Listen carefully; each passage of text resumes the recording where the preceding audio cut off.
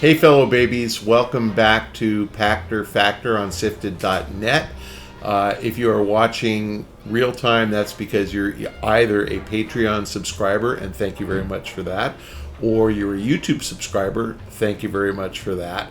If you're not doing either of those, then you're getting this content a week late, and that's because I insist that we make sure it's accessible to everybody. One thing you can do if you are a subscriber or you are not a subscriber, no matter what, please try to remember to link your Twitch Prime account to your Amazon Prime account. Amazon will pay us if you do that. The instructions are in the show description below. Easy to do. It costs you nothing. I promise. You're already paying for it, but that's kind of the lifeblood of this program. We can stay in business. Shane can afford to keep coming out here and filming these things if you guys remember to just link those two accounts. So please read the show description below. Read the instructions on how to link your Twitch Prime account to your Amazon Prime account. We've seen a drop off in those numbers that's not commensurate with our viewership.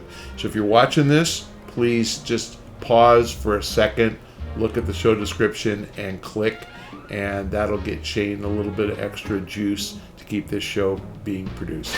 This episode of Pachter Factor is brought to you by DeShazer Ryan Realty. Right now, Doug DeShazer has beautiful lots available adjacent to Koocanusa Lake in northwest Montana. Pull up your RV and access the hookups, or build your own construction. Either way, you have access to world-class fishing, hunting, boating, swimming, biking, hiking, and the internet.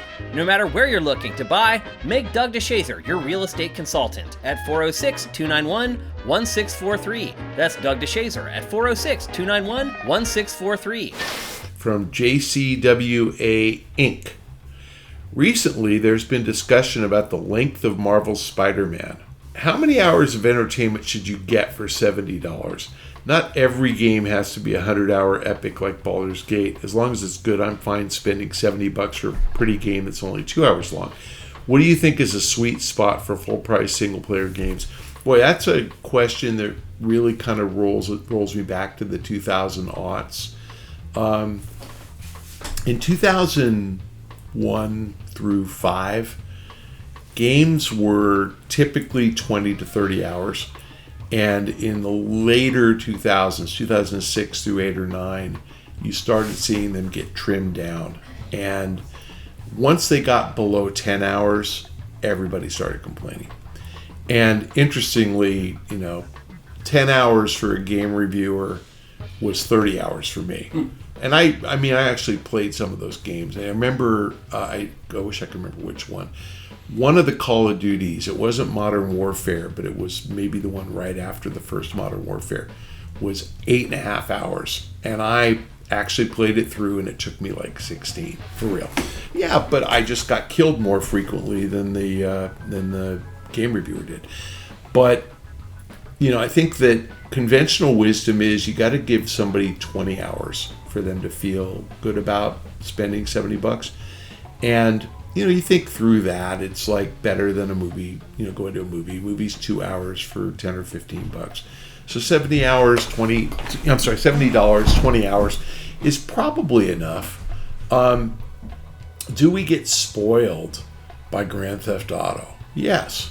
I think that fewer than 25% of the people who play Grand Theft Auto have finished it. And those who say they have probably haven't. I'm playing Zelda Tears of the Kingdom, and I haven't checked how many hours I have.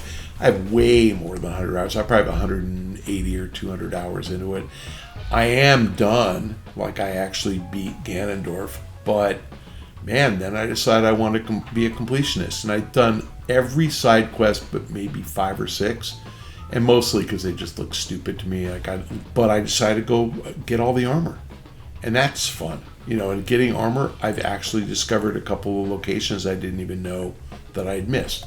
I can't even tell you how many slots I have in my weapon slot. And I'm playing like 20 minutes a day just to find another Korok, just for the hell of it. But the replayability of stuff like that is really fun. Did I get my, $60 worth for Tears of the Kingdom? Oh my God. I probably, like I said, at least 200 hours in there. So I think that most people kind of think a couple of bucks an hour, so 30, 35 hours is plenty.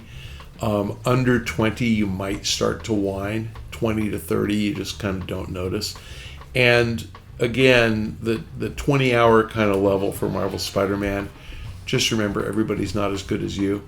So, I mean, I remember when Dean Takahashi got for being bad at Cuphead. I'm the only person on the planet who's worse than Dean at Cuphead. It's a hard game, and so you guys who blaze through this stuff, you don't realize how some of us we just suck.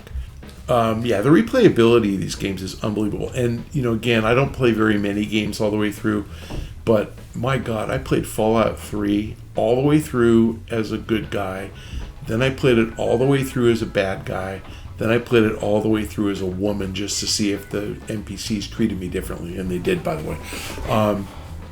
So most of these games, you can do so many different things.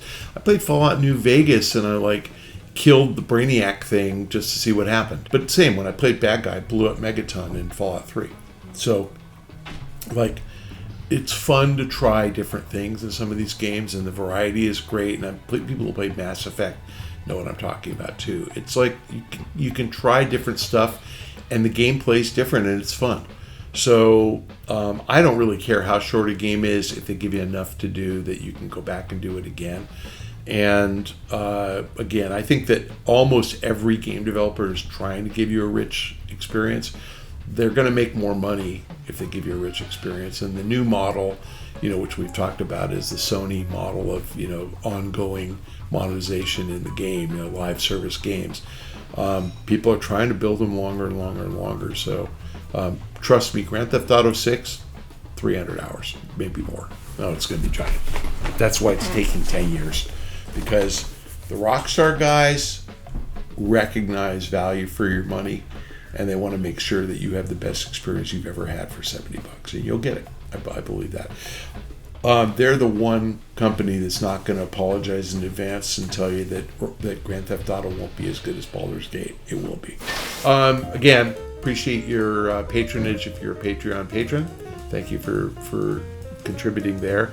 If you're a YouTube subscriber, thank you. And a special thanks to any of you who took my advice at the beginning of the episode and clicked through on the show description and linked your Amazon Prime account to your Twitch Prime account. Amazon pays SIFTD a couple of bucks a month for your putting that together. But you've got to renew it. So if you haven't done it in a while, please click through. Please, please, please. It's easy to do. I promise it costs you nothing. And Amazon, it costs them something. But they'll pass it on to somebody who's spending a lot of money on the website, like me. Thanks again for joining us. We'll see you next time. I think I told you all this, but I read something about how hard it was to kill Ganondorf, and so I put off that very last mission for literally a month while I beefed up all of my weaponry. So all of my bows were, Lionel bows or whatever, but I had everything was just like maximum.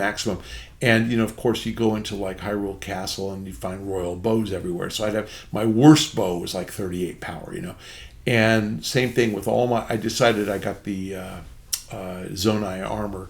So like all of my weapons were like Zonai weapons, and I know the bone is better, except it breaks quick. So I got all the Zonai weapons with the Captain's Construct 4, blade. So all, and I went to all the rock. What are those guys? Octoroks. I went to the rock Octoroks to get them all enhanced. So all my weapons were like 70. And of course, when I finally go through the final level, I use 2 bows to kill everything, and 2 bows and 2 weapons to kill everything that got me to Ganondorf. And then when I get to Ganondorf, I get to use my Master Sword, and it never broke. I couldn't believe it. I'm like, what the I had 20 weapons left. I was like, this isn't right. I could have done it 3 or 5 weeks earlier. So just saying that the replayability and the features and the tasks keep you playing forever.